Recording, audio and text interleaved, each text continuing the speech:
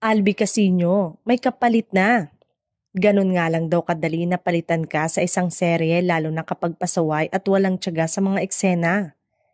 Ayon sa source, galing daw ito sa sikat na reality show at dahil walang script, ay madali nga lang daw na maisingit ang magiging karakter nito sa serye.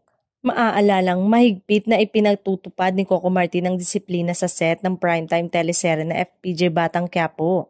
Ayon sa mga insider, seryoso ang aktor at direktor pagdating sa trabaho at ayaw niya ng mga artista o staff na hindi sumusunod sa patakaran.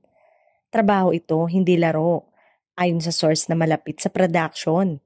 Dinagdag pa nito na pinapahalagahan ni Coco ang bawat eksena kaya inaasahan niya ang 100% dedication mula sa mga involved sa proyekto.